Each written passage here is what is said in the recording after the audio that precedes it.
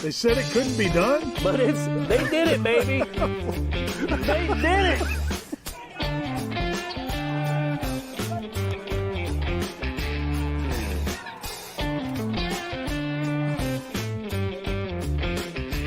My man. Oh, boy.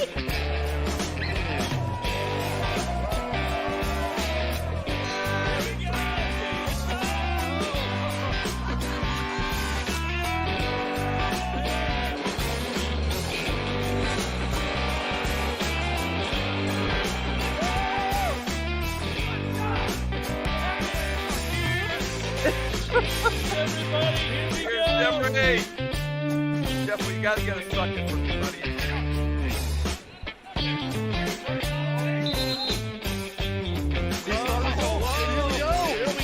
That was an aggressive lift like that.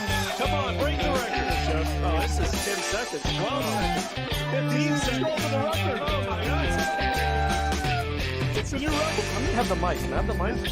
So blow, Seminoles wind, blow like you're never gonna blow again.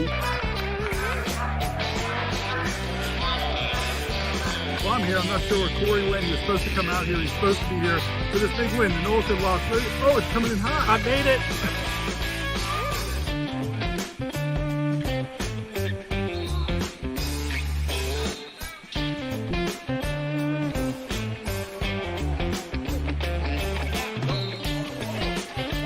Cheer for a good team again. Cheers. Go Noles. Go Hi guys, nice to see y'all. It's been a long time.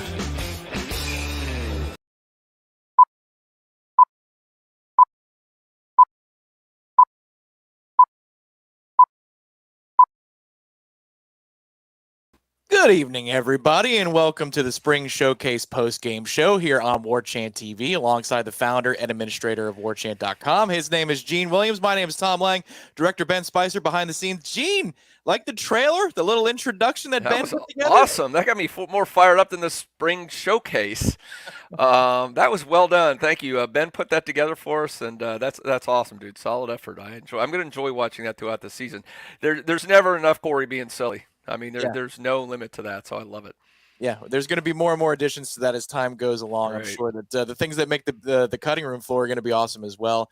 We welcome you all here to Warchant TV across the many platforms that we have.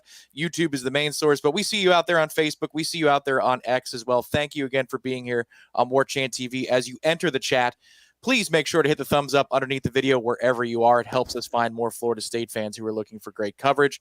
And I'd be remiss if I didn't start out by saying head over to warchant.com today. You can start your subscription to warchant.com for just $1 for your first month. We have great coverage head to toe for the Spring Showcase and everything else. And Gene, that's why we're here today primarily, is to talk about the Spring Showcase. Started off a little bit slow as they went through situational drills, a lot of commercials, a lot of interviews, some special teams. But then eventually they did get into the 15-minute quarter, followed by the 10-minute quarter. And I think we have some takeaways. So what are some things that you saw as we begin today? Well, I mean, I think with the other two freshman quarterbacks out, I mean, all eyes were on DJ. This is the first time a lot of people have been able to see him in a Florida State uniform. And so, I mean, it's kind of, I think a lot of what we saw during the spring, Tom, I mean, you could see the arm strength. I mean, it just jumps off the page at you. The kid's got a rifle. I thought he showed progress. He's still got the occasional inaccurate throw, and you get a little shaky at times. But, I mean, the consistency has gone up a long way since those first couple practices. So, I mean, he's making that progress. I continue to expect to see that. The thing that's interesting to me, Tom, is not only the arm strength, is it seemed like more times they're willing to call a running play. And even though you had a dynamic running quarterback last time, I think we all kind of knew they were a little worried about Jordan Travis getting hurt because of the size. I don't think there's any hesitation with DJ on those plays to run that, and that's going to be a real threat when you're able to mix that in, the real zone read with the long game, with the running game, which is another big take of mine. We've been talking about the running game. You've been talking about on the Jeff Cameron show on Wake Up Warchant how this is going to be improved running game, and I think we saw that. If you include the initial part, there were 3 touchdown runs, but 2 legitimate ones on drive by Keziah and Roydell Williams. And impressive. To me, it was good runs, but even more impressive, I thought, was the blocking up front. Now, you're going to talk a little about that, Tom, because you always keep your eye in the trenches. I do. That is your forte. So, to me, those are the 2 big things I saw. Defense, I mean, it's kind of hard to take a whole lot away. So early on, Marvin Jones Jr., I can't, it could be that Florida State does it 3 times in a row. I mean, after Johnson, it was like, well, they can't do this again. They're never going to be that good. They were, and we're hearing the same thing now again. But the flashes you see out of Marvin Jones Jr., his closing speed, his burst, it's impressive. In those first couple series, I mean, he was all over the backfield. I didn't know if they didn't play him down as much down the stretch. Maybe you could tell me that, Tom, or if they were doubling him up or something. But I mean, early on, he was a major impact on the team. We'll get to the injuries in a little bit too. But in terms of on the field takes, those are my biggest things. Yeah, so he was playing a lot earlier. He did get some reps towards the end of the second quarter. I guess you can call it the second quarter when Trevor Jackson and the twos were out there. He had some reps against Andre Otto, and I thought Andre Otto actually acquitted himself very nicely. But you're right, Gene. From what I saw, first day I got there to practice, I saw a couple of different fully padded practices this year. I wondered, I know that this is going to look like a 5-star athlete. I know this is going to look like a player who would sign for the Georgia Bulldogs and be one of the top players in the country coming out of high school. But what gives? Why wasn't he productive at Georgia? And then I watched him play, Gene, and I was really impressed with how smooth he was, how explosive he was. It goes along with the size. And sometimes in these broadcasts, Gene, I don't think they're trying to be terribly insightful sometimes in spring game broadcasts, but they give you clues. And one thing they said today on the ACC Network broadcast, hat tip to EJ Manuel, who did a great job, was that the coaching staff was raving about a few players, one of which was Marvin Jones Jr. And apparently Mike Norvell, Gene, said that Marvin Jones' ascent is the most rapid of any defensive lineman he's seen in one camp at Tallahassee. And you think about that with Jermaine Johnson and with Jared Verse, the development of Patrick Payton. I mean, Keir Thomas was no slouch when he was here a couple of years either. Mm-hmm. To say that Marvin Jones Jr. has the most rapid ascent of any player that he's brought in on the defensive line, Gene, he worked with a lot of other good players. That's incredibly high praise from Mike Norvell. How about dropping him in a coverage on that one play, too? I mean, I haven't seen a whole lot out of the defensive ends. How about Fuller throwing that little mix out there? Yep. I'm surprised he showed that, that kind of – but, I mean, it shows his versatility that he can do that. That's the kind of thing you see a lot more in the NFL than college so much, but it was nice to see that in there as well. Halston saw that. Thank you very much, yes. Halston. I see that, in the Heisenlika chat. This is the Heisenlika Law Firm chat. We'll tell you a little bit more about our chat sponsor. They've been fantastic for us this spring. But keep those comments coming. See, Keziah Holmes looked great. Okay, Garrett BCL, thank you very much. That tees it up. You people in the chat, you men and women who are Noles fans, we love you very much. And I love when you segue something for me. Gene, the number one star of the day for me was Keziah Holmes because of the heralded things, like the runs that he had, the speed that he showed, lowered his shoulders, ran over Shaheem Brown for a touchdown. That was a nice play. But, Gene, he was outstanding blocking as well. He was the lead blocker for Lawrence Toafili's run for a touchdown in situational drills. He had an excellent pass protection moment. The throw from DJU to Malik Benson on the left sideline on 3rd and long. It was kind of a front shoulder throw. It wasn't really a back shoulder throw per se. You've got Omar Graham blitzing up the middle and Keziah Holmes with a violent pickup in pass protection. I loved everything that I saw out of Keziah Holmes. And, Gene, this is an important day for a player like that because the running back room is absolutely loaded for Florida State. Cam Davis was not available today. You saw that he didn't have a helmet on. He was wearing his jersey but walking on the sidelines. But between Keziah and Lawrence Toafili, who had explosive moments, that they don't really play him as much in the spring. Mike Norvell has said he's been limited. We know what we have in Lawrence Toafili. They love him there. You saw early on, it's the same Lawrence. I mean, he looked explosive. He did, and he's got a little bit more weight on him, too. Roydell Williams had some moments. I thought he was kind of okay in the beginning, but he was decisive as the day went on. He's a big-time player potentially for Florida State. Jalen Lucas, Sam Singleton had an explosive moment as well. Any chance you get, Gene, to poke your head above the crowd and have a big day, I thought Keziah Holmes was the most complete of the backs today, and that's an encouraging thing because he's got a lot of speed, too, that you saw a lot of speed across the board. And I think Keziah, when he's had his chance, he's looked really good, but it's just that the running back room's been so deep that you just get small little bits. This is the first time you got to see him in a little bit of extended action, at least in this setting. So you see what he can do. But I think this is going to be even more of a running back room by committee. I mean, I think you've obviously got you got Roydell, you've got, Lawrence, you got Keziah, and we'll see what happens, if Cam is so talented too. If he can get healthy, he could mix into there. You mentioned Singleton. I mean, they've got some guys, and obviously Lucas is kind of going to be the guy. I think it's going to be whatever position. I don't know. Can they just list him as a utility player? You know, he's going to be all over the place. I don't know if he's necessarily. I guess he's technically a running back, but he's just a guy you want to get out in the field because you saw that speed on that. I think it was a little play went around the end, and you saw how fast that kid is. So you want to get him. And Mike Norvell's so good at getting guys in open spaces that I think this is a perfect fit to have him in there. But you're right about Kazai needs to be called out because, yeah, I think he's had a great spring. He showed it off today. It's going to be fun if these linemen continue to block as well as we saw. And I want to get your take on that, Tom, because I saw a couple of those long runs. Yeah. Hey, great job by the running back seeing the gap, getting to that second level and extending it. Like you mentioned, Keziah lowering his head at the end and getting in the end zone when he had to do that. But those guys gave him the platform by opening up some nice holes, which is something we didn't see a whole lot last year. Yep. You know, you'd see occasionally Benson would break through a hole and he'd get to that second level because of his elite speed. He could break off someone, but you did not have a consistent running game. 1 out of 10 plays were explosive, but the other 9 were going nowhere. I think you're going to see a different kind of running game this year. You're going to see consistency, getting those 3, 4, 5, 6-yard runs, and that's because the offensive line I think is going to be better.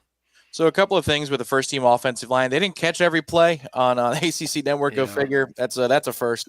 I saw a couple different groups in the interior of the offensive line. Darius Washington is going to be at left tackle. Jeremiah Byers is going to be at right tackle to start. Maury Smith's going to be in the middle. But one thing that we started the day with was Bryson Estes at left guard. I did see that, Gene. It's like the embargo's lifted in some ways. I did see that last week, and I was surprised. And I asked some of the guys that go to practice every day, I said, is that normal that Bryson's starting at left guard? They said, yeah, he's had a good camp. And Mike Norvell's gone on the record praising him. But it's true. Like he's had a good camp. They did okay, but the long touchdown by Roydell Williams, it's a great job by the offensive lineman of Darius at left. Then they had Richie Leonard at left guard, Maurice at center, and then TJ Ferguson at right guard. And that's with Darrell Jackson in the game. They scored that touchdown. Darrell Jackson was comboed by Maurice Smith and TJ Ferguson. Richie Leonard wins his one-on-one, and that's what paves the way for Roydell to go for 20-plus yards for his touchdown. That's the group that I like the most today. Now, in theory, Gene, it's one of 15 practices in the spring, so you can't put all the weight in the world on it. But here's hoping, and we'll segue now to some of the concerns. I know that there's a skill position player we're all holding our breath about, but TJ Ferguson did go down in this game or in this spring showcase late in the day. And, Gene, I really love what I see out of those 2 SEC transfers in the interior of the offensive line. Hopefully he's okay, because Florida State, to me, looks like they're going to be more capable of pushing around the line of scrimmage on offense. They weren't consistently running the football last year, and that kind of beef allows you the opportunities. Hopefully he's all right. Yeah, that's a big one. I mean, obviously 2 big ones, but every time they had a decent running plan, I go, you do the remote control. I'm going back, trying to see who's. It's always hard to make out because they don't even always give you the best angles. But it seemed like every time I was seeing TJ out there making those blocks at the point of attack, and like with you, I think you think he was trending to be a starter, and you hope it's just something minor. He limped off the field there at the end. The good news is they've got a long time before that first game, obviously, so you hope if it's just a twist or a sprain or something that he can come back quickly from. And I guess we can segue into the other one, Tom, because I think it opens up it's going to be a lot of off-season discussion depending how serious that injury is. Of course, we're talking about Benson, who got hurt. If you saw the replay, he was blocking. A player went down, which you hate that all the time when someone rolls up behind you on your back leg, and it was that left leg. It looked like an ankle. We don't know. They never said anything as far as I heard. It looked like a left ankle to me. He went into the tent. They put him up on the cart after that. I don't know, but that's scary because I think that's one position where you might be a little thin. We don't know the status of Destin Hill, but the fact that Mike Norvell has not come out with like a lot of the other guys and said he'll be okay, it's a little bit of a red flag there. We don't know on that one. So suddenly you thought you were pretty deep here, and you don't know. It might end up being the number one priority going into the portal going forward. And to me, that's going to be one of the big storylines, especially if, they realize, hey, Benson's going to be out for a while. Maybe this is serious. Hopefully it's hopefully it's an ankle sprain. He's out a month and he's back. Yeah, if it's a high ankle, I mean, that's at least it's the end of spring and you've got all summer to evaluate. That's pure speculation. We don't know. Before today, we had this discussion on the Jeff Cameron show this week, Gene. I said, with Destin Hill's injury prognosis, whatever they think of Destin's return, time, how quickly he can get back to 100%, I think that's going to inform what they do in the portal at receiver. That was before today. Now today, You've had issues with drops during camp. First play from scrimmage, Kentron drops one wide open, schemed wide the hell open. It's a good throw. It's a drop. He did come back and make a couple. He had a couple nice. Like you said, the shoulder catch. A couple others are very nice, but yeah, the inconsistency there. But isn't that kind of been the case with him all spring though, Tom? In general, the receiving core, Mike Norvell has gone on record too, lamenting that there have been drop passes. I'm not saying it's a plague. It's just if you're trying to split hairs here and say where are we thin, I would juxtapose receiver to running back. They've got options for days at running back. I mean, you saw it in sequence, Gene. I mean, even they got Jaylen Brown involved in an end around after Lucas, and you can see the speed, you can see what they can do in the backfield, the screen game, end arounds, jets, all that kind of stuff, straight ahead runs. They're loaded there. Yeah. But when it comes to firing the ball down the field, and we've been fortunate enough to have Johnny Wilson for a couple of years and Keon Coleman for one, you see there's a bit of a difference there. And if you're trying to become an elite offense, I think it would behoove them now. I think it's gone, Gene, from a luxury to a need here. I'm tending to agree with you. We'll see how it shakes out. The coaching staff will tell you by who they have come in and visit over the next 10 days. I think if they can go get a big-bodied receiver, they would do very well to go get one. Then Benson and whoever that person is can be your 1-2, and you can rotate from there. Could be an overreaction. Maybe Malik's fine. But I think, Gene, we're on the same page on this one. Yeah, you have to I think it's either way. I think their actions in the portal may tell you how serious those injuries are. Yeah. If they're very active and they're trying to bring in one, if not two guys, it tells you they're a little dicey about those kind of things. So nobody may know right now. I'm sure Benson's going to go in for some testing and they'll find out. Even if it's a sprained ankle, they're going to go ahead and do the necessary precautionary stuff they need to do on it. So again, we're not saying anything. We're just speculating at this, but we don't know. It didn't look good, obviously. But it didn't look to the point. It wasn't like an injury to Jordan Travis last year when you knew there was something broke or something dislocated. I mean, we don't know. It could just be a sprain. So we're speculating, but I do think there's more and more indications that wide receiver is going to be a major focal point for the transfer portal going forward. So I think that we're going to hit it hard this next week, and the portal was very quiet for Florida State. I'm guessing that's by design with Mike Norvell. They probably start doing the exit interviews here coming up with guys. Yeah. Because they want to play out the spring, and it makes sense because you don't know. Those guys want to see through all the practices where they stand on the depth chart, and they want to know where they are injury-wise and scholarship-wise before they start making those moves. Well, and also they get burned because of the NCAA agreement they came to with the violations that they can't be officially in contact with anybody till after. So I think you're going to see starting, I don't know if it's midnight tonight and tomorrow, midnight Monday, you're going to see some visits lined up, I think, very quickly thereafter. Mm-hmm. And again, Dupree, I get it. You're saying you guys are overreacting. But here's the problem. We get to see practice, man. And Mike Norvell has gone on record saying that the drop passes are an issue and there's an inconsistency there throughout practice.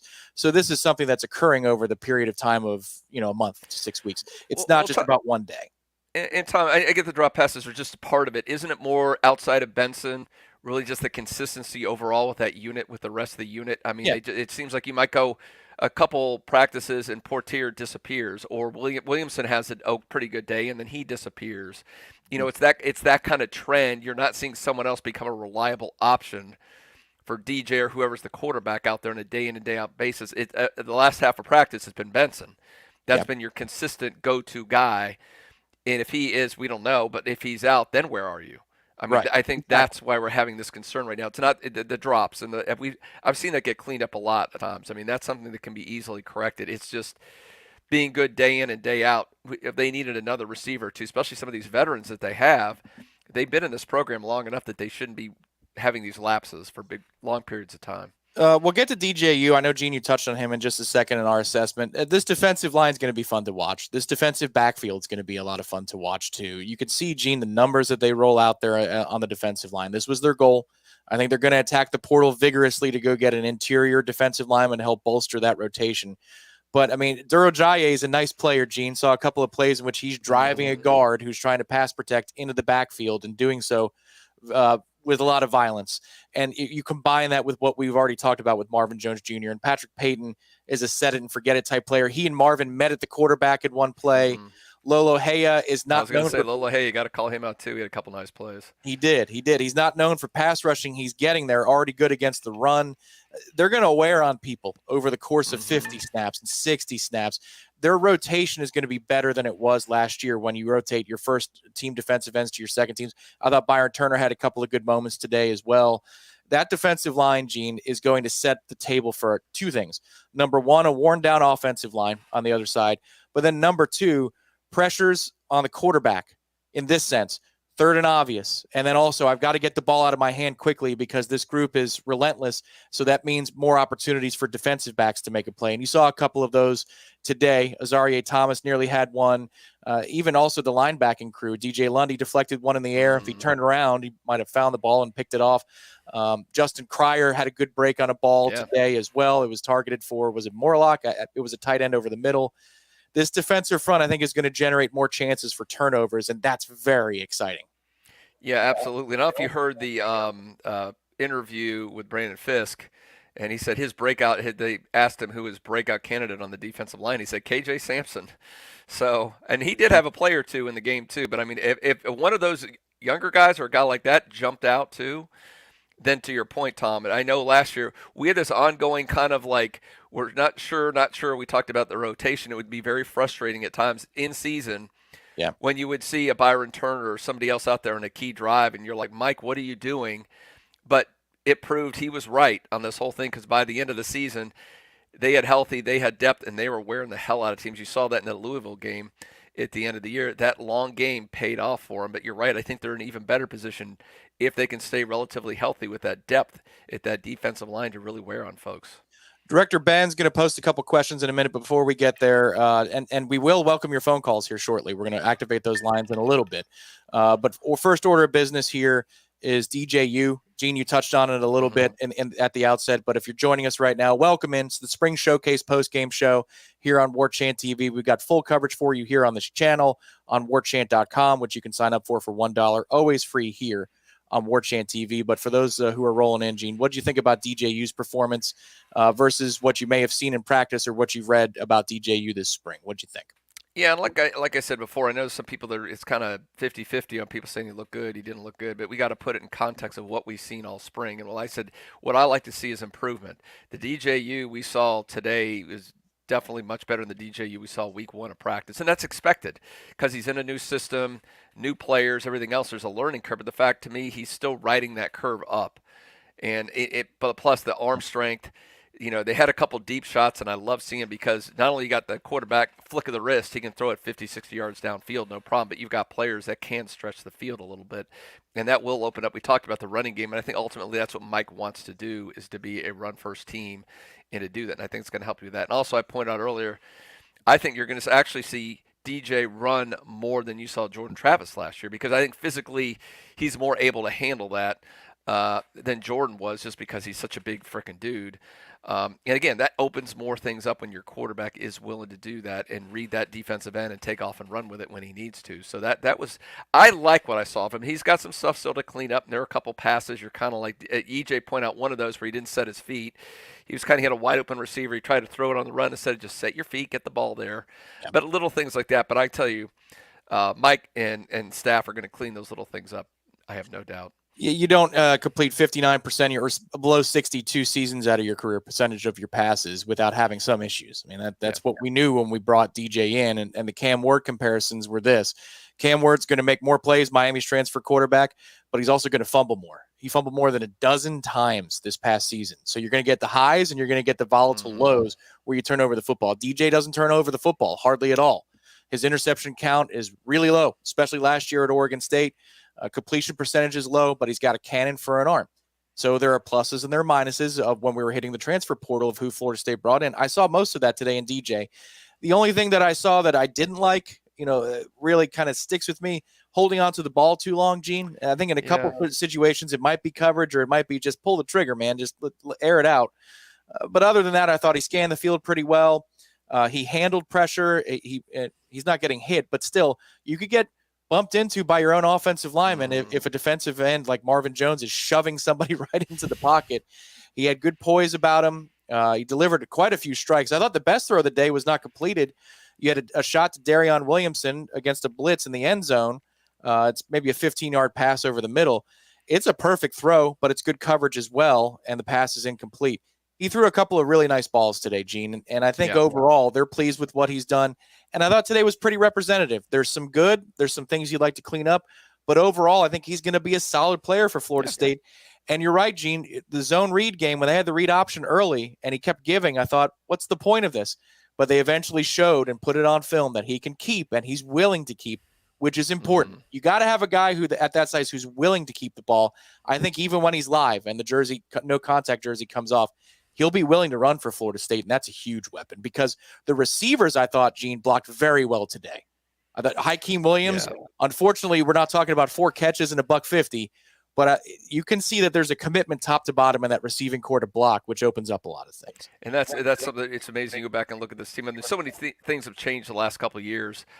But last year, the end of 22, just seeing the commitment by every guy in the field out there blocking. You didn't see that. Obviously, the end of the Fisher era during the Taggart era, guys weren't doing that. It wasn't a team effort. You really see that now. So it feeds when a receiver's out there blocking somebody.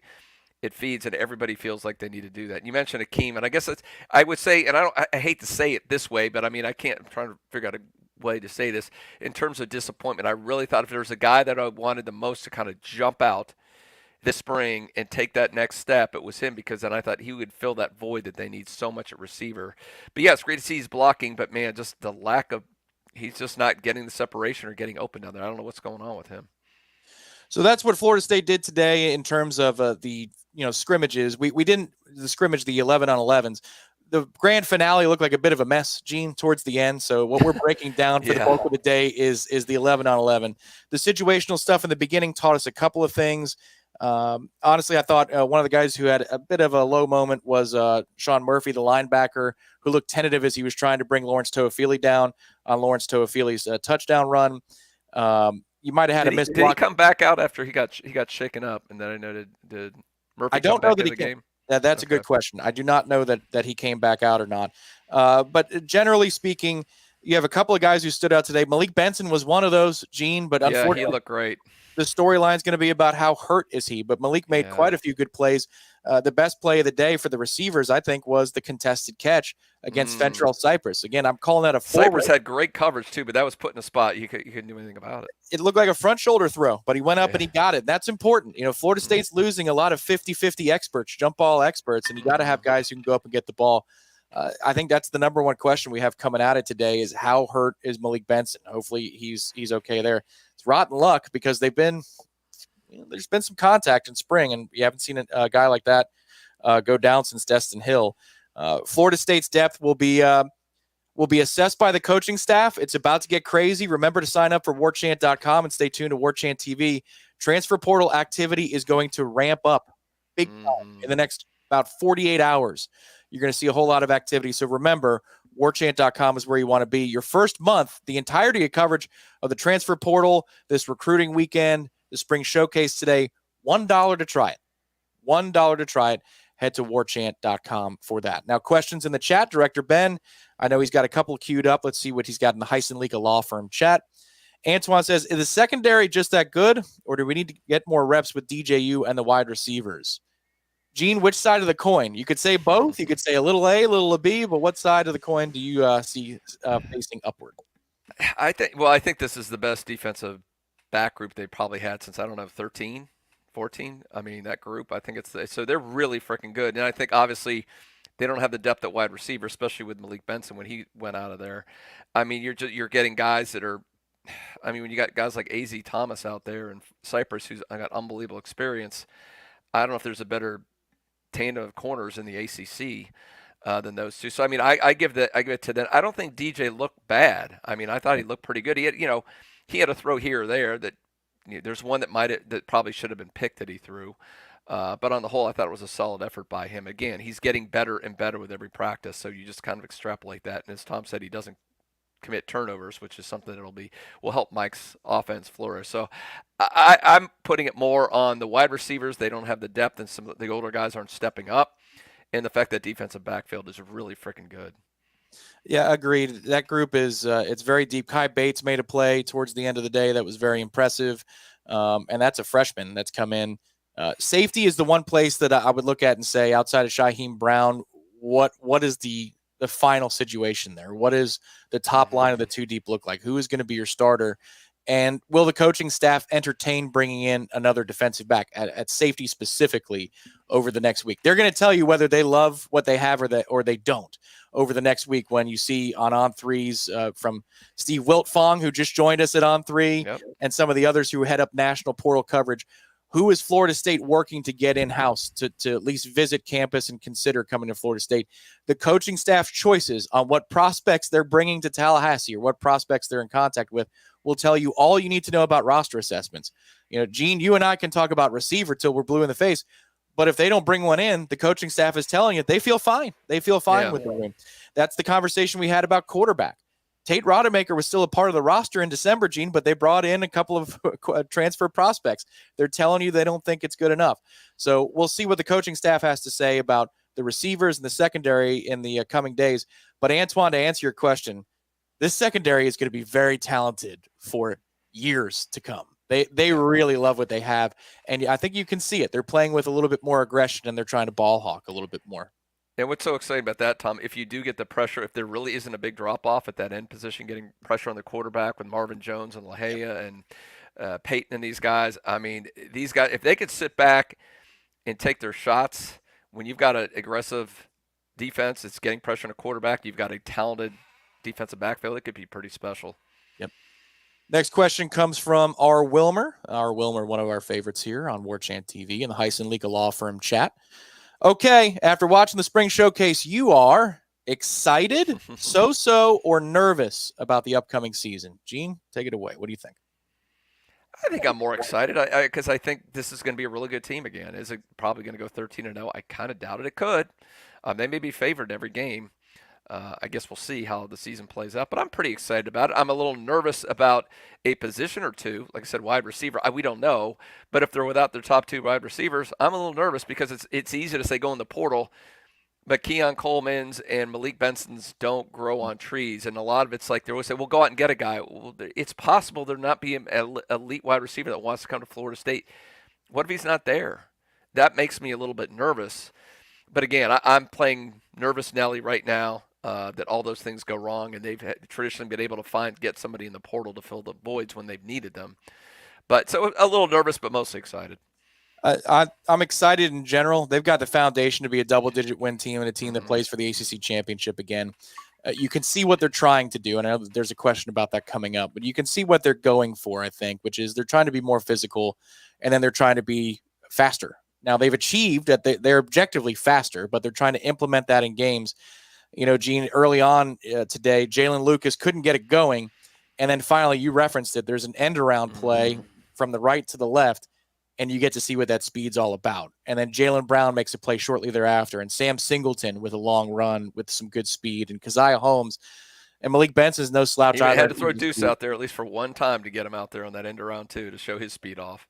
Absolutely. This is a group that is quite fast. And the question is, how do you find a way to have that make it the most impact? And I think that's what they're trying to balance. For me, I'm excited to see them come in waves on offense in that regard. And I think that's going to open up some shots down the field as well. I'm very excited about this defense. I can tell you that. Yeah, definitely. Yak asks, excuse me, I'm really expecting more out of Hakeem. What's up with him? That's a tough one to answer because Hakeem has not had a camp where, Gene, you say Florida State's wide receiver situation, it's open and shut. They have their guy. He had his moment last year where he took everybody's breath away with his explosiveness, his 0 to 60 and a touchdown late in the game in garbage time. Then he gets hurt later in the year when there was an opportunity. The Pitt game, if he was healthy, Gene, Hakeem Williams could have had a breakout party on the old Heinz Field. It didn't work out for him. He's good in blocking. And we didn't see a whole lot in the way of targets, catches, and production today from Hakeem. Don't have a good answer, but I think this is another one, Gene, where if the coaching staff dips into the portal looking for a receiver, that tells you that he might need some more seasoning. He might need a little bit more time. It could be a year away, or it could be some of these guys, the switch just flips. And it could come in July, it could come in August, come next October. We don't know because we know he's got the talent. Yep. We know he can be really good. I guess, and somebody made a comment earlier, does it come to a point if he keeps doing this and he's doing it, they bulk him up and put him at tight end? Because if you can block, that may be an option down the road, especially if they bring in a couple viable receivers. We'll see what they do there. But to me, that's one of the biggest mysteries why he didn't take that next step this spring. I thought he was poised to do so. And there could be factors. Maybe he's a little banged up or something. I have no idea. But there's a lot of stuff. So, I'm definitely not giving up on him. I think he's got so much talent, and he's come a long way from where he was just a year ago. So I still believe he can be a major factor for FSU down the road. I would agree. It's not like anything where you're red flagging and saying, is he ever going to be? We're not there yet. We're not there by any stretch. Well, he took the first year basically off because he wasn't ready to go. He wasn't ready to play college sports. So, I mean, he's really only been a year in the system. So give a guy with talent some chance. And he's doing the right thing. That's the thing. I think he's bought in. That's the most important thing for him. We'll be coming back in just a moment here on the Spring Showcase postgame show with a phone number underneath. We're not going to post it yet because we're going to light up the phone lines, and we'll be back in just a little over a minute here on Warchant TV with your phone calls on the Warchant TV Spring Showcase postgame show. We'll talk to you in just a moment. Attention Florida, are you a victim of an auto accident? We introduce our live chat sponsor, Hyson Lika Law Firm, dedicated to representing injured clients statewide. If you've been in an accident, call Hyson Lika Law Firm at 813-803-0733 for a free consultation. Remember, there's no cost to you unless they win. Your interests come first with Hyson Lika Law Firm, the name you can trust for justice. Call 813-803-0733 now or visit HysonLikaLawFirm.com. Hyson Lika Law Firm, your advocate in times of need.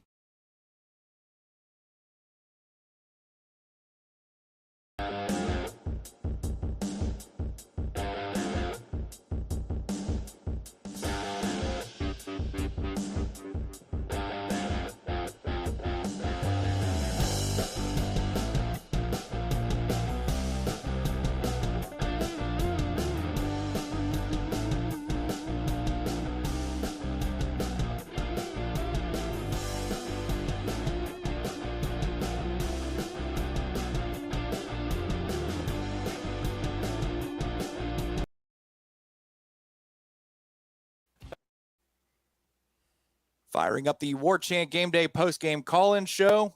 There is one technical issue that we have on our end. As you hear, I just got clicked out on. Director Ben, one more time to the break. We'll be right back in 60 seconds.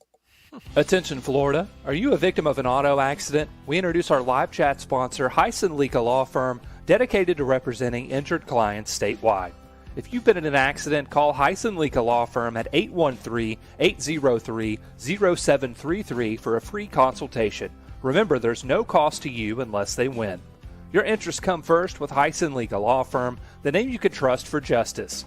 Call 813-803-0733 now or visit HysonLikaLawFirm.com. Hyson Lika Law Firm, your advocate in times of need.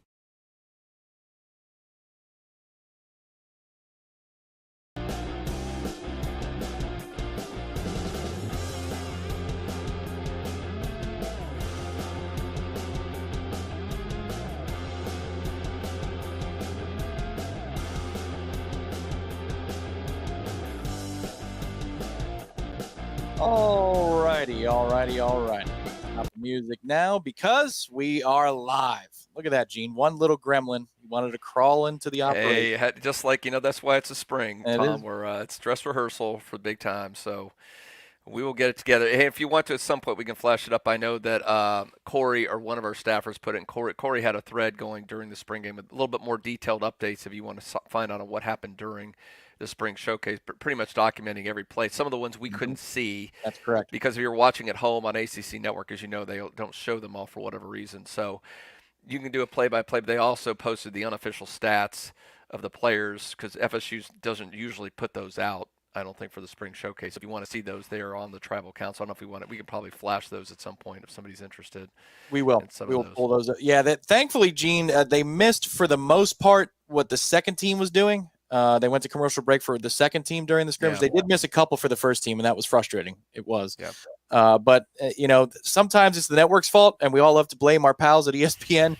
sometimes they don't get the script either, and so they just kind of have to guess. Yeah, I can sympathize with that. We don't know what's going on either.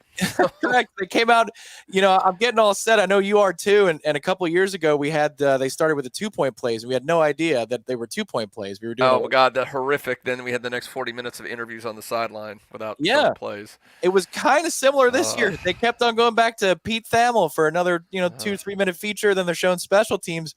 And I'm wondering what's going to happen, and they finally get to playing some football. So, hey, and I got a call. I think Brent may be correct because I mentioned Deuce, and I think I saw it out of the corner of my eye, and he said that might have been Jalen Brown and not Deuce, but they said Deuce on the broadcast. It was the corner of my eye, and I saw the run, and I heard Deuce.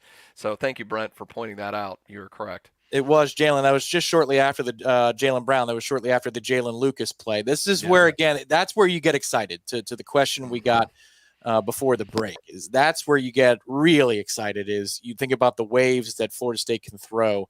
I think Thamel was even quoted saying that DJ was excited because they might go to the Dolphins fast motion. Yeah. Did you catch that too? I did. I found that interesting. I mean, hey, I love this. Now they don't have Tyreek Hill to go in motion, but I mean, maybe some of these guys we mentioned, maybe like Lucas and some of these people, that's a good way to get him in that kind of running motion thing and get him out there. You could do some fun things with that. Yeah, Jalen Lucas certainly has collegiate speed that might be akin to Tyreek Hill in the pros. He's that much faster. Yeah. He's that much faster than the competition. We will get to our first caller in just a minute here. You see that phone number at the bottom of the screen. The number is 850-805-5911. That's 850-805-5911. You're weighing in also on the Heisen Lika Law Firm live chat here on Warchant TV. Got a couple more questions before we go to the phone line. One is from Tom, Buffalo Tom. Tom and Gene, can you take a stab at what you think the identity of the offense is going to be this year? I think we might see 60% run, 40% pass. I really love the bunch looks. Gene, what do you think? I think Tom is onto something here with the split. Yeah. But what say you? I was going to say, Tom, I think Tom is doing a real good job if he's in Vegas setting that over-under on that split. I mean, I think it's, Tom, I'm going to say if he made 60, I think I would take the over. I mean, what do you think of that? If it's 60 is the over-under on the splits at the end of the year, what are you thinking? I think by the end of the year it'll be over because I think Florida State will be ahead in a lot of games, so they're going to run a lot more. If you're judging non-garbage time, I think that's about it. I think they want to set up play action here, Gene. They want to be able to run the ball. They want to be able to run it between the tackles, outside the tackles, extremely wide with the bubble game. And they want you to come down to the line of scrimmage. And then they'll take their shots. So that DJ can use his arm talent and they can use the speed over the top. I think that's what their goal is. Gene, I would assume you agree, but I'll ask. I think they were pissed off that they weren't able to run the ball with any consistency last year. 22 was better. The 22 Noles were better at running the football with consistency than last year's team, which is crazy because 22 lost 3 games. And last year's team did not. But I think they wanted to address that issue. They wanted to be able to run with greater consistency and being better down in distances. Because you could see sometimes we would get all frustrated watching some of those games and see like they were beating their head into a wall a lot of times trying to run and put themselves in second and third and long constantly by trying to run the ball. It just wasn't successful. And you get pissed, and the next thing you know, Trey Benson busts off at 50-yarder. And you're like, well, there you go. But it was not, again, I go back to this, it wasn't a consistent running game. And I think Mike wants that. Because we all know the percentages when you have makeable second downs, third downs, instead of putting yourself in a hole because the running game it's getting no yards, 1 yard, or a loss, which seemed to happen on a lot of plays for Florida State. I think you're right. I think the physicality and I think a little bit more depth at that offensive line. Again, we're hoping Ferguson stays healthy. Will be able to allow you to do that. And like you said, Tom, that will open up other things for them to do if they can get that consistency, especially if you can get those safeties to cheat in a little bit. We got a quarterback we know who has a cannon and some speed. It could be fun. It's going to be very interesting at the end of the year comparing how this offense compares to last time. What I do think you can do is say, I think they'll be very different. The results at the end of the day, points, yards, could be pretty comparable. But I think you're going to look at this offense and it's going to be a very different setup than what we saw last year. I agree. And I think this might be closer to what Mike Norvell wants in theory. Yep. Like this is in an ideal world. I think this is how he wants to build it. We'll see. We'll see what it looks like as it gets fully formed. But I think Tom is onto something. Yeah. Good question there in the chat. All right. We wanted to get to this before the phone call. K-Jack the Great. Rate the turquoise jersey, the N7. The N7, 1 to 10. Gene, what say you? Try not to, I always seem to get, I say the wrong thing in the message boards and people are Say I can't stand the color for one. I don't know. I'm not I'm not a turquoise guy, but I'm the old get off my lawn guy. I like the traditional uniform. So pretty much anything that's off of that, I'm not a big fan of. I don't like it. If again, not to get myself in trouble, if FSU were to work directly with the Seminole tribe and they would come up with not a Nike created uniform to honor Native American peoples, but to have FSU work directly with the tribe, because turquoise, in my understanding, is not one of their colors. So I think the tribe would pick one of their colors to do it. Then I would be 100% for it. It just seems, I don't know, maybe I'm wrong on this. Maybe the tribe absolutely loves it, but it just seems like Nike's kind of pushing this down our throats. I don't like it. I just hope we never see it in an actual game. So if I have to do it, I'm rating it as a 1. I think you will. I don't think they made them just to use them for non-contact purposes. I think they made them to use them in games. I'll switch my TV to black and white, I guess, for that game. That is, without getting too much into the weeds, we delve a little bit, but, it's a one-color-fits-all tribal. Yeah. That's what Nike did with the N7s. That particular color it's supposed to fit every tribe across the nation. That's just not realistic. I'm not I know what this jersey was going to look like, Gene, because they have it in other sports. Oh, yeah. So, in terms of the 1 to 10, there's no shock value. Sometimes teams, like we just did it recently last year, when you roll out a new uniform, even though it might be something that's closer to a throwback or whatever, you get away from what they had, Gene, with the oversized patterning on the sleeves and all that stuff. You react to it with much more emotion.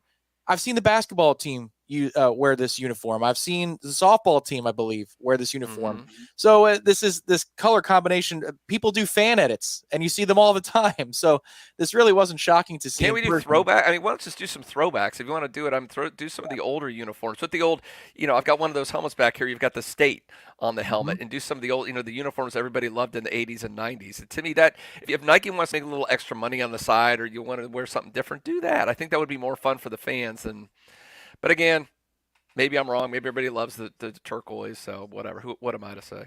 I give it a 6. And then shout out to Joel, Pillar Joel, who's over DJ's left shoulder. It's actually his right shoulder by how he's facing it, his back shoulder. Yeah. So you can see Joel, one of the pillars here on Warchant TV, hanging out behind the ropes. Well done. Hey, good shot there, Ben. Warchant TV is everywhere, and our audience is everywhere. Joel, I hope you enjoyed the game. Let's go to our first caller of the day. This is a first-time caller from the 708. If your area code is 708, welcome to the program. Go ahead. Who are we speaking with on the Warchant Spring Showcase postgame show? Hey, how you doing? This is Ray from Chicago, long-time Noles fan, long-time listener. You guys show. Just wanted to call, saw the showcase today, and I'll say I was impressed from the team. I think defensively, last year was historic defense, in my opinion. I don't really see too much drop-off on that defense so far. Yeah, agreed. And Ray, was it Ray? Was that your name? Yeah. Okay, just making sure. So what impressed you then? Was it the defensive front? Was it the front four or the defensive backs? What did you see that makes you think it's not that big of a drop-off? I think from the defensive back standpoint, it almost seemed like DJ had to make a perfect throw to get it in there. I know the wide receivers, it was hard for them to get any space to catch any passes, but the defensive, the DBs just seemed like they were suffocating. I know you guys from all the practice reports, very impressed with the DBs, and we got to see it today. I think defensive line. It's hard to say that, it's going to be better than what we had with JJ and then with Verse, but Marvin Jones Jr., in my opinion, he 5-star coming out of high school, talent-wise. We could possibly say from a physical standpoint and talent-wise, he might have more talent than what JJ and Verse had. Hopefully he's just put it all together now, and the scheme fits a lot better than him playing in the 3-4s that he was at Georgia. He's a hands in the dirt DN. This is the perfect defense for him. Coach Capuchis, he's proven time and time again he's able to, get the best and most out of his players. From the quarterback standpoint, I thought DJ. I mean, he was as advertised. You know, he's got a big arm. He can move for being how big he is. I mean, is he going to miss some passes? Yeah, he's going to definitely miss some passes. Saw a little bit of the elongated throwing motion. And I mean, that kind of hurts, you know, as far as from the passing game because it gives the DBs a little bit more time to recover. But, I mean, I thought the offense played good. I'm a little bit worried about right tackle because I know we got Byers there and he's back, but it just seemed like whatever DN they put in front of Byers, he was getting worked the entire game. You know, and I'm a little bit worried about that position. Wide receiver, I mean, Benson was as advertised. Hopefully, you know, it's just an ankle injury, and he's got a few months to get better, you know, to get treatment for it. I think we're gonna have to hit the portal for one. Yep. You know, I agreed. We've got Williamson, Span, Poirier. Like, I mean, they've been here for 4 years. We kind of know what we got with them. Yeah, agreed. Thank you, Ray. We really appreciate the call. You know, he hit on something there, Gene, at right tackle with Jeremiah Byers. I think it's an adequate solution right now, but Jeremiah's got to do a little bit more developing. And Ray, thanks for the call. Hopefully we get to hear from you in the fall. That was your first time. Good call. You're an analytical mind. Real nice summary of what takes from the game. Right tackle is a bit of a concern of mine. There were some things I saw in practice. I was thinking, maybe Jeremiah's coming along. Maybe he's working on some technique stuff. And sometimes that happens in spring, Gene. It's almost like going to the driving range. If you're working on something, it's going to look a little funky, but you're trying to get a new skill down. You're trying to sharpen a new tool to become a better player. So you never want to make, you know, sweeping judgments. But I am a little bit concerned still to see what right tackle looks like. Darius is a completely different animal on the left side. Like, you feel very calm about what's going on there. I wonder if they wouldn't dip into the portal to look for a tackle as well. Like, the coaching staff will tell you. But, you know, right tackle was a bit lacking last year, and Jeremiah needs to take a step forward for this offensive line to elevate. Was he the other guy? It's funny how we mentioned Hakeem as being a guy we kind of were hoping to take that next step. Was Byers the other guy? Kind of like we're a little disappointed he didn't take another level, because I think you're kind of thinking, he's going to be one of those tackles that you can count on to start. But now you're like, And again, you talk about the portal with him, and I mean the Robert Scott thing. I mean, he's barely played the last couple of years. We know how talented when he's healthy and get out there, but at what point did the coaches go into this portal season going, we can't depend on him? Right. I mean, it'd be great if you could. But if I'm them, again, we don't have the detailed injury information or anything on him. But, I mean, I got to say what I've seen the last couple of years, I think you got to go in not counting on him to be one of your starters out there. I would love it if he were. But, man, that's a position you just can't. If Byers doesn't work out and you're a little thin there, you better have a plan B ready to go. I liked what I saw to Andre Otto. I'm a broken record, and he worked at right tackle. There's a play that looks like it's a sack early on in this game where I think it's Menzer gets around him 93. But if you watch, and you could see this on the replay, this is Trevor Jackson in a quarterback. It's a third down situation. It looks like Otto blocks and then just stops. It's supposed to be a bubble to Jalen Brown to the left, or a flash screen or whatever it is, but a quick throw to the left, and Jackson does not throw the ball to Brown. And so the sack is recorded. But what you see is when Jackson walks off the field, Mike Norvell screaming at him and saying, why are you not getting rid of the ball? So I don't know that the right tackle in that situation was giving up a sack. Anyway, it's a long way of saying I like what they have in Andre Otto, and maybe not this fall, but in the very near future at tackle. I think they're getting some solutions from the high school ranks. Lucas Simmons would be another one. Hopefully he continues in the fall to develop, and he can be an option for you at tackle. But Gene, if I was the coaching staff, I wouldn't operate under the assumption that Robert Scott's going to be. You just can't. Even if he is to start the year in Dublin, the recent history tells you might need to cultivate another option just in case that something crops up again. Ray nailed it. Yeah, I think the tackle, wide receiver, you may have to go in the portal too there. And the defense. I think all spring has looked really good. We now go to the 352. I believe I know who we're talking to for the 102nd time on Warchant TV. But feel free to fire away. Who we got here? What's up, fellas? How you doing, Wes? It's Wes of the Villages. What's going on? Hold on a minute. Pull you off speakerphone so I can hear you better. There you go. Yeah, I got to see Wes at the All right, at can you guys Indigo hear me? and the pregame. There We we got go. you, Wes. Go for it. Hey guys, hey, yeah, real quick, Tom, I'm sorry I missed you up at Indigo. I got to see Gene and Jeff and Michael was up there. I was hoping to catch you, but I told Gene I'd call in, and we just got over to Corner Pocket with I'm over here with Ralph and Eric and everybody, and I said, oh, got to call in. I told Gene I'd call, and I got to be honest, I spent a lot of time socializing today. I hung out with James V for a while and caught up with Eric and Ralph, and I tried to catch a lot of the game, but the music was driving me nuts, and they didn't have PA announcers, so it was hard to keep up with who was doing what. The biggest thing I can say is that I liked some of what I saw from the skill positions and the defensive line.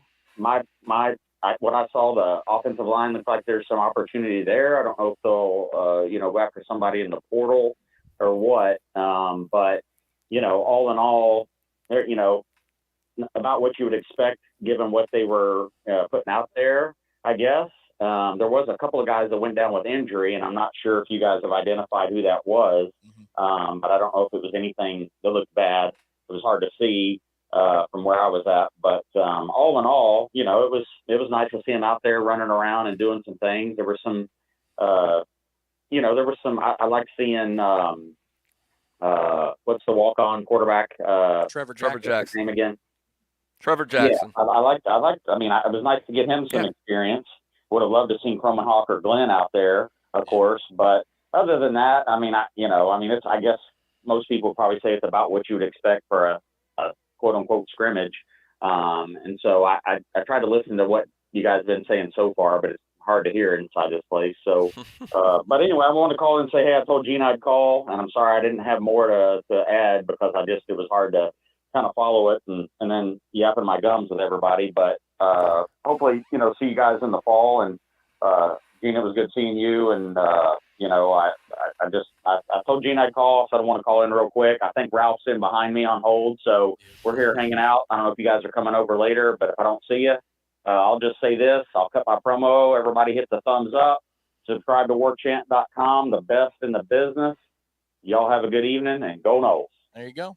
Wes in the Village. Thank you, Wes. Call number 102 on Warchant TV for Wes in the Villages. He's a pros pro. Yep. And behind him is Ralph. Thank you for being the call screener for me there, Wes in the Villages. We do appreciate that. We are going to get to Ralph in just 1 second, though. Gene, we're going to take one more quick break, get Ralph, and then we're going to have some closing thoughts. Last call for phone calls here. Last call, everybody, for phone calls. We're going to go for another little while, but this isn't going to be one of those 2-hour specials like we did during football season, where we went to the wee hours of the morning. Those were classics.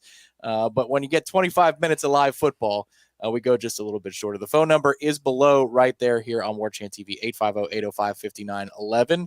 This is our last break. And Ralph, hang in there. You're coming up next, along with any other final callers here on the Warchant TV Spring Showcase Postgame Call-In Show. We'll be right back. Attention, Florida. Are you a victim of an auto accident? We introduce our live chat sponsor, Hyson Lika Law Firm, dedicated to representing injured clients statewide.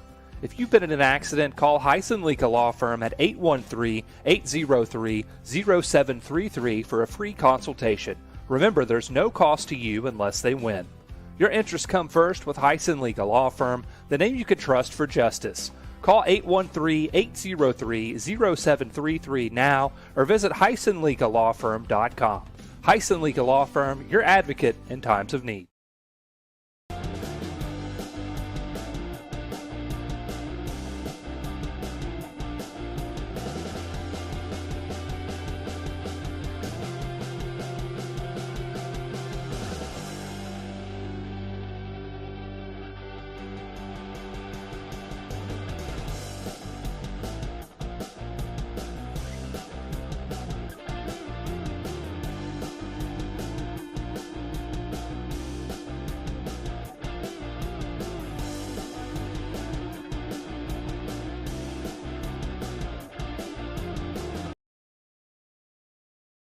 Here we are back on the Warchant Spring Showcase post-game show. We're going to pull the live stats up in a little bit. Gene did tease that here on the Tribal Council. Corey Clark kept live stats for Florida State. Wanted to report one other live stat for you. Florida State baseball victorious against Wake Forest today in Game 1. I believe they've got a doubleheader going. 9-6, Florida State wins on the road. That game just went final in the last few moments. So Excellent. rubber game coming up. Critical Road it's a big Series. one. If you want to have a regional and a super regional at home for Florida State baseball, a good day so far. I believe Jaime Ferrer hit a home run late in that one. We now go to the 808 for the 13th time. Baker's Dozen. We're talking to Spartan Knoll. It's Ralph, but he's stateside. Ralph, first of all, as you come into the program, I want to offer, and Warchant TV, I think, agrees, our sincerest condolences. Ralph is here for mixed times, but we love you, Ralph, and we hope you're doing okay. Well, aloha. How's it, everyone? Thank you so much. The guys last night at Corner Pocket were very, very gracious. I'm sure there's plenty of people out there that haven't heard, but today we had my mom's celebration of life. She died 2 weeks ago, and just so happened to line up with the spring game. So last night we made a decision to go. So again, thank you guys so much for your graciousness. You've always been very good to me, and I appreciate that. The only takeaway from today's showcase, and I don't really know what I'm supposed to take away from it at this point, was is our defensive front that good, or is our offensive line that bad? Everything else, the drop passes, they caught some. DJ made some great throws. He short-armed some. That's all what you expect, and that's even going to happen in the fall. But the way it just seemed to me the defense was getting the better of the offensive lines all day long. And I hope that that's just a good sign of how really good the defensive front is and not a sign of how bad the offensive front is going to be. So that's really my only takeaway. I don't really have anything to offer. Well, we appreciate it, Ralph. Yeah. Hope you're at the Corner Pocket right now. Is that where you are? We are. We stopped in. We're going to say goodbye to our friend Wes, and then we're going to turn to planning our Ireland trip with our group. There you go. Well, that's happier times ahead. Hope the CP treats you well, brother. And again, we're definitely condolences and prayers, Ralph, to you and your family. Gene, I thought the backup offensive line didn't fare as well today, but I thought the first team offensive line had its wins. I thought there were moments where they gave DJ a clean pocket to operate with. They generated some good runs. I think when the defensive line succeeded, it was the usual suspects. It was players like Marvin Jones and Patrick Payton and Daryl Jackson, and that's to be expected. I think this O-line is going to be all right. Ray from Chicago was an excellent caller before. Right tackle would be my concern. I liked what I saw with the two SEC transfers at guard today. Bryson Estes started, but you had a lineup that included Ferguson and Leonard at your two guard spots. I like what that can do, especially for the running game.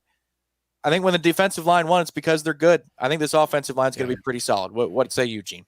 Yeah, I think, I definitely, to answer your question, just if we're just going to go binary on it, yeah, I think the defensive line is that good, if we had to put it in those terms. But as Tom said, it's not, offensive line's not perfect, but I thought when the starters were out there, I thought they did well opening the holes for the running game, which is something they didn't do very well last year a lot of times, so I like that. And also, he mentioned those three guys. Maury Smith, what you're going to get in Darius Washington. You got two very solid players there. So I think they've got a solid foundation for that line. Maybe the final solution, the final puzzle piece is in the portal still. We talked about that earlier. So maybe that's another tackle to bring in. We'll see what happens there. But I really think that defensive line is just freaking good. Now, I don't know, Tom, you've seen more of the Trent stuff than me.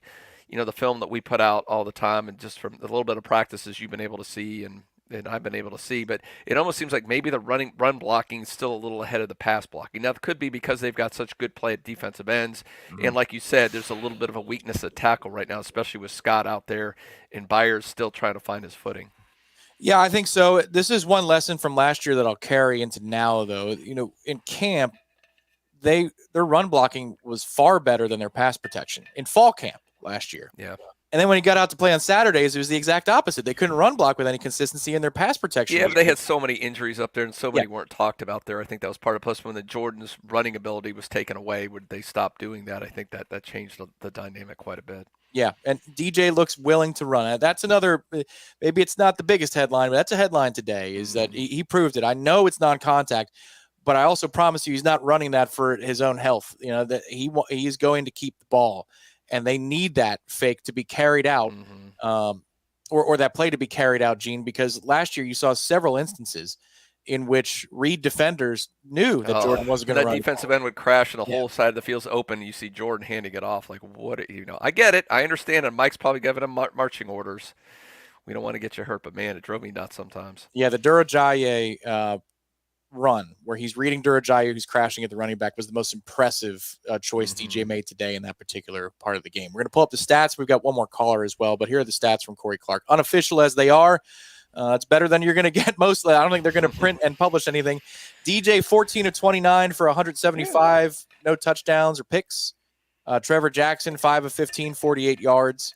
Roydell Williams had a 30-yard touchdown. We did talk about that. That one was paved by the first-team offensive line, who did a good job there in run blocking. Toafili 4 for 8 with a 5-yard touchdown, but they shut him down early. Gene, they weren't pushing him, and they've said about that. They know what they've got in him. All spring they've said that.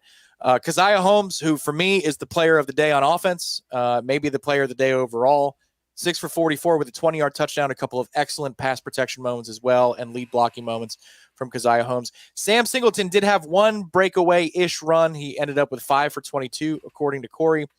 Jalen Lucas, or Lucas, so nice to say it twice. Lucas. 5 for 34, an explosive on the edge, and then later on an explosive up the middle. I think that was with the second team when he had the one between the tackles.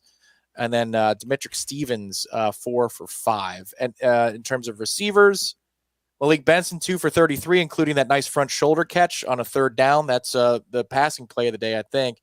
Kentron, 1 for 28. That's a nice play on the right sideline. Nearest the hole in the stadium that used to be the alumni sideline. That's where he made that catch. Jackson West, 2 for 38. Hands are an issue for Jackson, Gene, and you saw that. The one pass he got for the long gain, not the one that DJ kind of threw it up and scrambled, the one that hit him right in stride. Jackson had to fumble it with it a little bit, but he came down 2 for 38. If he can catch the ball with any consistency, Gene, they've got somebody there because he's nasty as a blocker, is Jackson West. Let's see. You got Jakai 2 for 39, Kyle Morlock 1 for 8, and you see down the line there, Hakeem 1 for 11. Again, I think all in all, here's Vandravius Jacobs 2 for 63, a 50-yarder with a walk-on quarterback and mostly walk-ons on defense. Malik was the most impressive, Gene. Any of those other names in the passing game that you want to talk about? I mean, I give credit to Portier from bouncing back from that early drop. I mean, he did look pretty good after that. And I think he's the biggest candidate from what's left to be that other guy to potentially emerge. He's been in the system for a long time. He was one of the talks of spring practice a year ago at this time, Tom. Yeah. And then obviously Keon came in and Portier got a little banged up and just kind of faded away and was almost a non-factor last season. So, that's one of those guys they need to depend on him. So it was nice to see him bounce back a little bit and look a little better in the game, but still got to see the consistency out of him. But that's the thing. I mean, really not much after Benson. Benson doesn't get hurt, gets another catch or two. You mentioned Keziah. I was about to put Benson before that injury as maybe my player of the game, the way he was playing, at least on offense. So yeah, he stuck out to me. Let's again hope he's able to bounce back from this quickly because I think they need him and I think he's going to be a special player. Next up here on the call-in show, we are going to the 410 area code. If you are in the 410 area code, it's your time now on the Spring Showcase postgame show. Who are we speaking with? How you doing? My name is Hakeem. Love this show. Love what you guys talk about. It's honest. It's fair. And people really who don't pay attention to the game don't understand that this channel has a very good insight on college football. I just wanted to talk to you guys about, with this roster right now and what we have to do as far as the turnover. Do you think we need another D lineman? Do you think we need another linebacker? And is that going to be important in as far as us having success? In this day and age of college football, do you think that we can run the ball to control the clock and play sound defense in order to win enough games in order to get us where we want to go? That's really my question to you two. What do you think about that? Well, I think, Gene, I'll let you jump in here in a second, but I think, and we appreciate the call, defensive interior, they're definitely going to go into the portal for. I think that's a need. You can't have enough guys there. And last year's group was deeper than this year's group, defensive interior wise. I think the two starters this year with Josh Farmer fully healthy and Darrell Jackson fully healthy, I think they might actually be better than last year's starters. But I mean, when you could throw waves like Farmer and Fisk and Lovett, Malcolm Ray and others in the middle like you could last year, man, that was a group. And I think they need to go into the portal for another defensive lineman. Linebacker, Gene, I don't know if you saw the comments last night from Mike Norvell at the Battle's End event, but he said he's extremely pleased with bullish on him. That's a public forum. It's a Battle's End forum. So you're talking to the people that, who are going to ask questions to coach if they can bend his ear. Where are we going in the portal? What do you want to get? The Battle's End is involved in that very function. So it sounds like they don't believe that linebacker is a need. And then I think on offense, if Ferguson's healthy, maybe you add one more lineman. I think they're in a position where they might be able to run the ball to end a game and close out a game with ball control as well. But your thoughts, Gene, on the portal on any of those positions? Yeah, I think that last point was yes. I think this is what Mike Norvell wants to do, is to have a run-first team that can control the football. I think in a perfect world he would want to do that. An interesting point on the defensive line, because you kind of look at it and you go, well, it looks like they got a pretty good base of guys. But as we remember last year, if there's a position they like to rotate guys in and keep them fresh, it's that position. And that's why, to your point, Tom, why you need some depth there, why you need another guy in that rotation. Because they will rotate 5-6 guys at those two spots, because we saw it again. They want to keep them fresh for that fourth quarter of a game, and they've worn the other team down. They want to keep them. It's also load management, keep these guys from getting hurt, so you have a healthy defensive front at the end of the game when those games really matter, when you're playing the Floridas and you're playing in the ACC championship games. And let's hope this time in the playoffs, and you have those guys to go to. So, yeah, I think defensive tackle is a must. Yeah, linebacker will be interesting, as we talked about earlier. They will tell you in the portal. I hear what Mike Norvell's saying. I look at that linebacker core, but it's hard for me to imagine if there's a really good linebacker out there that they think can help them and they can squeeze them in, they wouldn't try to do it. It seems I don't see the downside of doing that. Again, numbers are an issue, and if you want to go back, Ira had a really good story last week, breaking down the roster position by position, going through the scholarships and where there could be some attrition and where you might need to bring some guys in the portal. So do yourself a favor and go back and find that story by Ira. But I really, in looking at that, I don't know, Tom, I still think they would try to get a linebacker. Now, it could be there's not one out there, but if there's a good linebacker who wants to check out Florida State, I can't believe they'd say no. Yeah, I think it's one of those where there are positions where they know they need to go, and they have to go get somebody. And then there's one, there are some where if you can find me a difference maker, by all means, let's bring him in. For example, last year with Keon Coleman, I don't think in that position, in that moment that they chose to pursue Keon Coleman, that they had to go get a receiver. No. But when that guy becomes available and he can make that much of a difference, you make a run at him because you're going to improve your position group. I think that's the way they feel maybe about linebacker, whereas some other positions they're going to push harder. What if there's a good, not an elite, because let's say Keon Coleman's an All-American type, but let's say there's a guy that's a second-team All-ACC, but being consistent starter for you that you see in there. Do you not think they would try to – you think Mike Norvell is that bullish on that unit and the depth there that he would pass that up?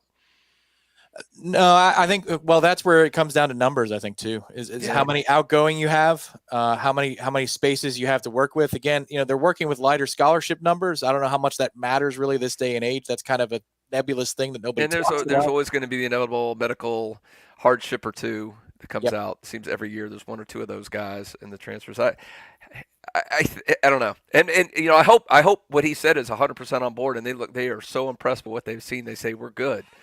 That'd be a great sign if that was true. I guess I've got to see them go through the portal process and not bring in a linebacker to believe it. Yeah, agree. They might very well. Like, Gene, you could be right, and that's the course that they go. We'll see where the numbers shake and what their priorities are. That's the best part, is like we speculate about this, and the coaching staff tells you what they believe the priorities are, and sometimes it'll surprise you. I did put in the chat right now for those of you on Facebook and Warchant TV. If you're members, that's the article. The link is out there for Ira's article breaking down the portal. So you can click over to that and read that Ira's analysis of where Florida State might go, because it's going to get hot and heavy here in the next few days. If you're not a member of warchant.com, you can sign up right now for $1. $1 for your first month. Give us a shot. Let us earn your business. You won't regret it. We've got one more caller from the 407, Central Florida. But before we get there, we've got to thank our live chat sponsor and tell you a little bit about Heisen Legal Law Firm. Attention, Florida. Are you a victim of an auto accident? We introduce our live chat sponsor, Heisen Legal Law Firm, dedicated to representing injured clients statewide. If you've been in an accident, call Heisen Legal Law Firm at 803-0733 for a free consultation. Remember, there's no cost to you unless they win. Your interests come first with Heisen Legal Law Firm, the name you can trust for justice. Call 813-803-0733 right now or visit HeisenLegalLawFirm.com. Heisen Legal Law Firm, your advocates in times of need. Offices Tampa, serving the entire state of Florida. Thanks to Heisen Legal Law Firm for their support of today's program. We now go to our final caller. And again, if you are in the 407, you are on the Postgame Call-In Show. Who are we speaking with? Hello. Hi. My name is Michael. Michael, how are you? Welcome. I'm pretty tired, actually. I just got back from playing for drum major tryouts. I'm in the marching chief. Oh, nice. Awesome. As the husband of a former marching chief, get you some hydration and some food. That can be very exhausting. So good for you. Yeah. But between playing music today and whatnot, what I saw out there was mostly expected. My only question come from the wide receiver room. I can see some growing pains coming with that, but nothing that's going to stop us per se outside of Benson. Benson impressed me today, I've got to say. Before his injury happened, he was making catches that really impressed me, especially his one-on-one with, I believe it was Cypress. Yes, correct. That he won the 50-50 ball. That was a pretty good catch. Yeah, absolutely. Real nice. What was the atmosphere like today, Michael? Atmosphere, it was mostly calm. Everyone was just happy to be inside a doke again and whatnot. And ultimately, everyone wanted to just enjoy themselves. This was a day of relaxation. We were while watching a team we have questions about, and I'd say it was a pretty big success. Yeah, agreed. Well, I agree. Good luck, obviously, with what comes next for you in the Marching Chiefs, and thank you for calling the show. Hopefully, you do so in the fall as a drum major, and best of luck to you this football season. I love me some Marching Chiefs. One of the final things I did, Gene, before coming up north, was go to their Prism concert for the College of Music over at Ruby. Nice. It's an outstanding production. It happens in the winters. I recommend anybody who's a Nole go to that production. So, Michael, thank you for what you do. We do have a bunch of things. Tom, thank you very much for the contribution. He says, run it back, right. 13-0. I like it. 13-0. That's the goal here. They've got a lot of pieces to do that, and we're fired up to break that down as they add to those pieces on the transfer portal in the week to come. He's playing for the tryouts. Okay, I got you, Michael. Thank you very much. A little quick correction. Well, good luck then, Michael. Yeah, make it happen, man. You got to be talented to even be trying out for Florida State as a marching chief. Gene, your thoughts, final thoughts as we wrap up today. I've got a couple more things before we sign off about what's coming up on Warchant TV and Warchant.com. But as we're recapping today, what are some things that stand out to you? I know it wasn't like the spring games of old, but there was enough there to take some lessons from what we saw. Yeah, no, absolutely. And Michael hit one of the points that I want to talk about. That's a wide receiver. I think Malik Benson, exactly. I agree with him. I think he was the standout. I think he was separating himself as a clear number one. He looked good in the game. And that's going to be the biggest question going forward is what is the extent of his injury? Hopefully he's able to bounce back, and we'll see him in Dublin tearing it up against the Yellow Jackets, but we don't know.